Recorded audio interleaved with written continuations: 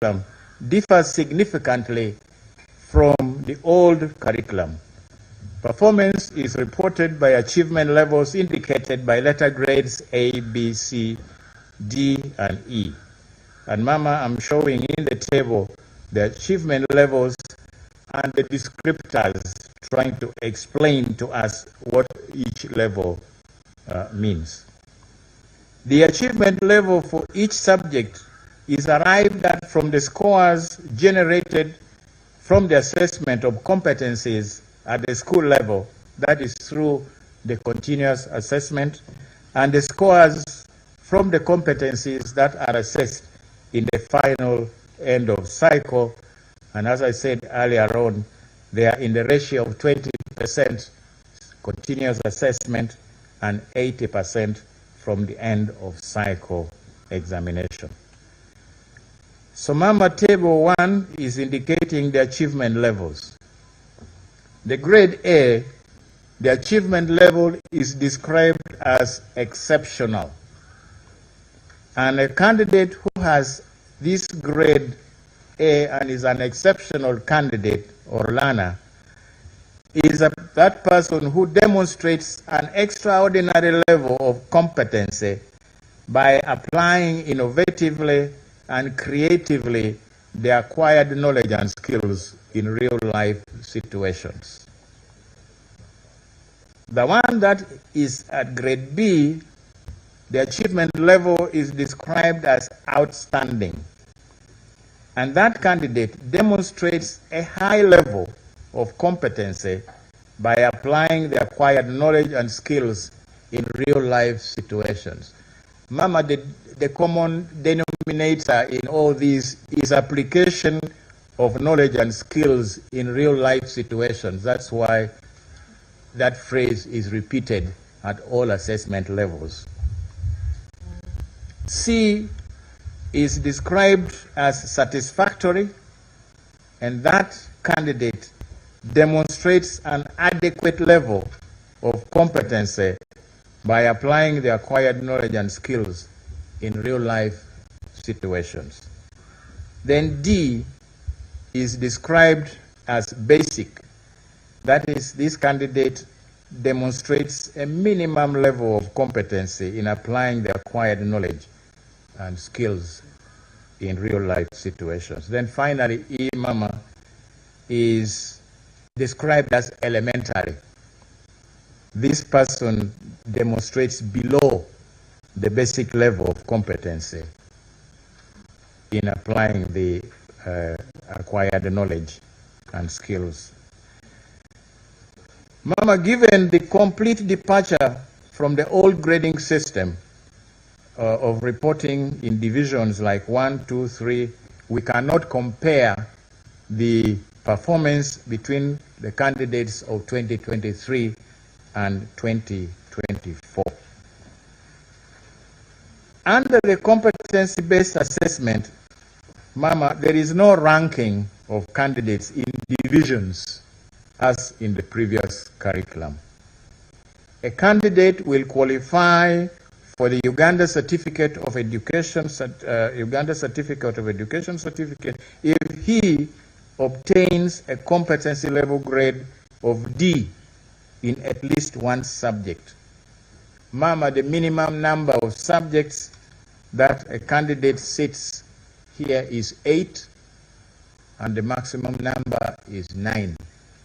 So if a candidate obtains the basic level at D in any of the 8 or 9 subjects that the candidate has taken, that candidate is deemed to have qualified for the Uganda Certificate of Education Award. So with this in mind, the overall results show that 350,146 or 98.5% of the candidates who sat qualified for the UCE certificate. And this will be indicated on their results, transcripts and certificates as result 1. The E, if I may go back to that table, Mama, I did not mention E because the minimum score is D in order to qualify. Now the E, we are saying this person is below the basic level for this certificate. The candidate is not entirely empty of knowledge or skills. They have something, but what they have is not adequate for them to be awarded the certificate. We, under this competency-based curriculum, Mama, nobody fails completely. Nobody gets a 0 score. No, everybody has learned something. But when it comes to award of a certificate, then we consider that level of D and above. So all these candidates who have qualified will have result 1 indicated on their transcript and certificates. The candidates who did not fulfill the awards or for the certificate will have result 2. Now the ones that have not fulfilled the conditions are those who may not have sat for all the 8 subjects, the minimum. They registered, but for some reason they didn't turn up for one of the subjects, so they have only 7. So they have not fulfilled the minimum requirements to get that certificate. Or it may be a candidate who has not registered for the compulsory subjects. There are subjects that have been indicated in the curriculum as being compulsory. For example, mathematics, English language, and some of the humanities. So when a candidate does not sit, although they registered for these, they will also have not fulfilled the conditions for the award, and they will result 2 will be indicated in the transcript. Now, those also will include those who did not have project work submitted. Now, result 3 will be indicated on the transcript of a candidate who has not met the minimum level in all the subjects. For example, Mama, if a candidate scores grade E, that is the elementary grade in all the 8 or 9 subjects that they have sat, they also do not qualify for the award of this certificate, and they will have result 3 indicated. Now there will be candidates who have registered and have not appeared. Those have not indicated here, but the board will still print a transcript in order to account for them, but they will have result 4, meaning that they were not present for the examination. Now these are the explanations for these grades, the achievement levels, the descriptors, and the grades of the certificates. Mama, in table 2, I show the achievement levels in compulsory and large entry subjects, English, Christian religious education, and so on up to art and design. And I'm indicating the percentages of candidates that were exceptional or got A in those subjects. As you can see, English language, 2.7% of the candidates were graded exceptional, and 1.6% in Christian religious education, 6.4% in history and political education, and so on up to art and design, where you have a high 13.0%. Now at B, these are now cumulative, A and B together, and also C, and then the final column is E. Exceptional levels of achievements are noted especially in art and design, where the percentage is quite high and nobody has scored an E. Everybody who did art scored at least a D and above. Then we also have history and political education, agriculture, and mathematics. These were fairly high, as we can see from the table. Proportions of candidates achieving the elementary or below basic level are most significant in physics, followed by chemistry, and then English language. When you look at the column under E, you will see that physics, we have 12.8% of the candidates who are elementary, that is, they're below the basic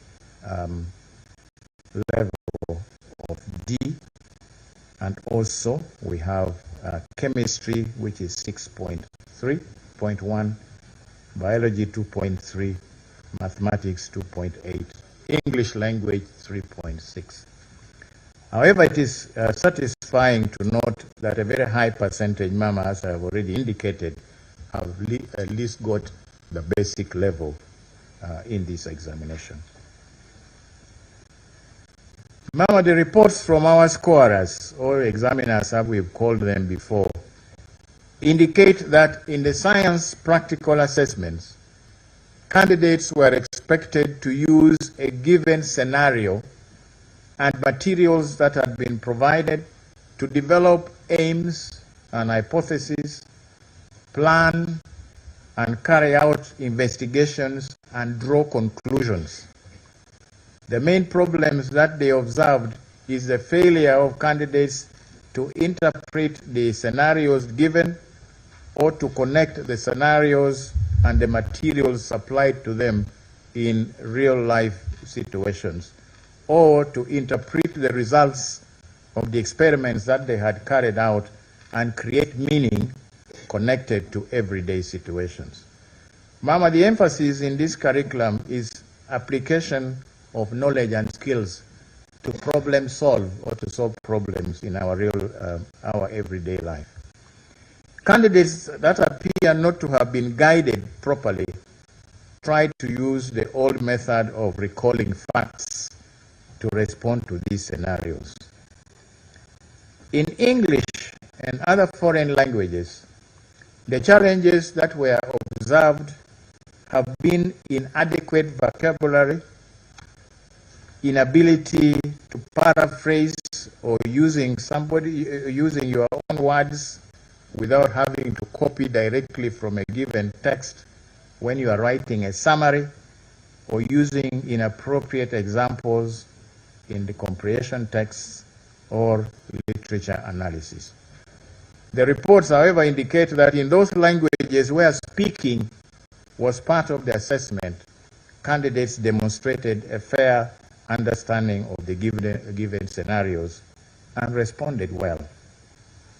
The challenge that cuts across all areas is the difficulty in linking scenarios to problem solving in real life situations.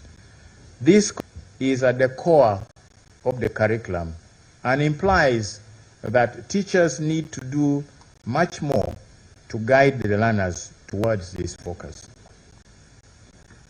Mama, in section 4, I report the achievement levels of male and female candidates. The table below compares achievement levels of the male and female candidates in the large and compulsory subjects in terms of cumulative the achievement levels between males and females at A, B, C, D, and E. And we can see, for example, our English language, 2.2% of the males are exceptional, while the percentage for female is 3.2. At B, which is cumulative, the males are for 16.4%, while 22.7% are females. And that goes on across and down the table. What the table shows is that the female candidates demonstrated higher achievement levels in English language. This, Mama, has been the same in even the old curriculum and at all other levels. The females constantly do better than the males in English. And then Christian religious education, which is a good thing, Mama. The females are I think, a little more religious and kinder than the males. So it's not surprising that their achievement levels here is much better. And then art and design. Again, I think this is an area where female touch is definitely much better than that of the males. In the other subjects, history and political education, geography, mathematics, agriculture, chemistry, and biology, the proportions of females in the exceptional and outstanding levels are lower than that of the females. But interestingly, Mama, when you look at the column E, those that are elementary, you will see that the percentage of females that are elementary are lower. All along, from English, where they are only 2.6 compared to 4.7. In Christian religious education, 0.5 compared to 1.1, and so on. They are lower than the males all along. Mama, the achievements of special groups is also reported. Our prison inmates at Luzira, 28 candidates were registered and 1 candidate was absent, and all these 27 candidates, Mama, qualified for the award of the UCE certificate. Similarly, at Mbarara Main Prison's Inmates Secondary School, the 11 candidates who were registered all sat, and all of them also qualified for the award of the UCE certificate. Special needs candidates, their performance is shown in Table 4. The achievement levels, we show the special needs type. The results, we are now, this time we are showing those that qualified as result 1, and then those that do not qualify, result 2 and 3, and then those who sat and the total. And the table shows there that 703 or 95.3% of the candidates qualified for the award of the UCE certificate, while that 35 or 4.7 candidates did not qualify.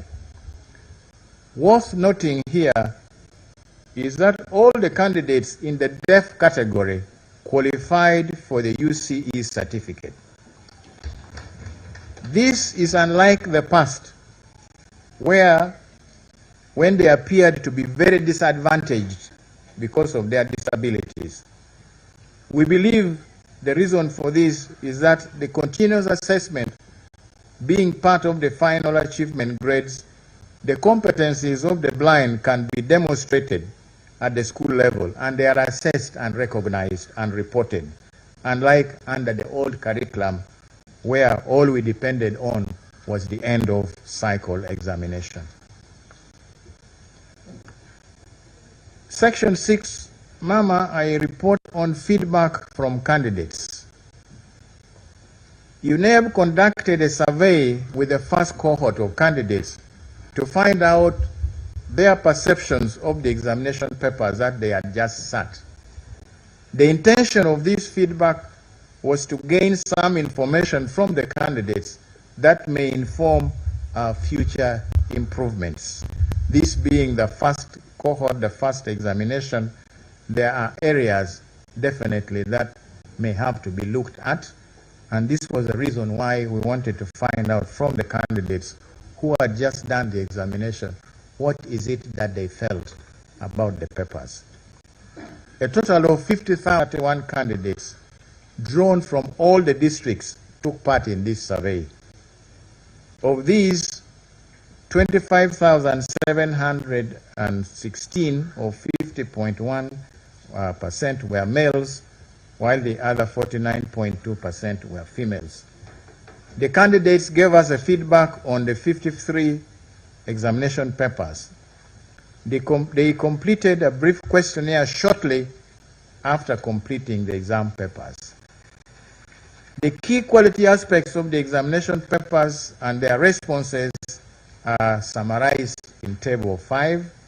These key quality aspects were whether they thought the examination items were from the syllabus that they had covered, whether they felt that the time that was allocated to them was adequate, whether they found the items were clear to understand, and what their overall view of the examination papers were. So, Mama, the results indicate that 94.6% of our candidates found that the items they went through were from the syllabus that they had covered. Only 4.1% did not agree, and 1.3% did not offer any opinion. 67.4% of the candidates indicated that they had enough time, while 30.8% thought that the time allocated to them was not enough. 1.8% did not respond. 83.2% found the items clear, while 15.5% thought they did not understand the items very well. In their response to the overall view of the examination papers, Mama, 5% said the exams were very easy. 60.1% said the exams were fair. 31.9% found the examination difficult, and 3% did not respond. Mama, it should be noted that UNEB developed and administered pre-test papers as part of its preparations to assess candidates under the competency-based curriculum, which papers were scored and analyzed to arrive at those key quality findings. The final paper formats used in the end of cycle were based on the results of the pretests. The results of the survey, whereas it is not very surprising given the challenges that schools faced, but overall they indicate to a very good extent that great strides of implementation of the competency-based curriculum assessment was achieved. Examination malpractice, Section 7. Mama, there has been a very welcome reduction in the cases of malpractice. There are 64 cases with a total of 984 candidates who are suspected. This compares to nearly 3,000 in the previous curriculum. The nature of the items in the papers do not seem to lend themselves very easily to malpractice. However, the cases that are reported are mostly in the science practical papers, with physics being most affected. Of the cases that were reported, 883 or 93.1% are in the sciences, and only a small percentage in the rest of the other subjects. In these science cases, there is overwhelming evidence that candidates were given experimental results that teachers had done, and they were merely copying, and the work that they were showing in their papers did not relate to the results that they themselves had recorded. Our gratitude, Mama. Mama, in Romans chapter 8, verse 13, the scripture says, "In view of all this, what can we say? If God is for us, who can be against us?" Indeed, Mama, when all is said and done, we acknowledge that God has been for us in this journey to deliver the ultimate product in the implementation of the new curriculum. By His providence and unfailing faithfulness, whatever obstacles were against us were overcome.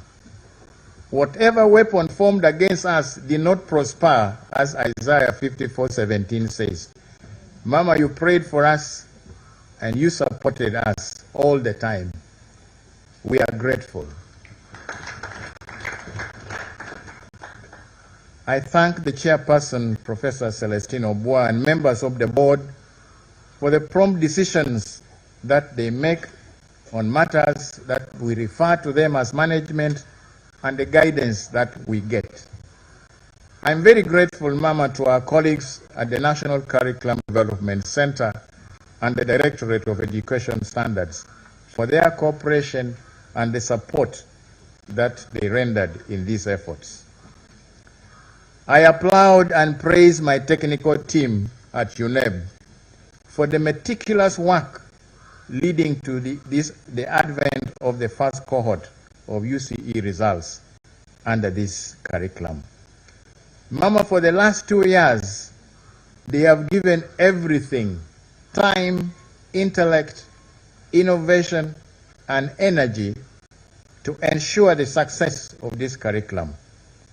We weathered all sorts of inquiries from all corners, concerns from anxious members of the public and our schools, and doubting Thomases wondering whether this examination will ever see the light of day. Mama, here we are.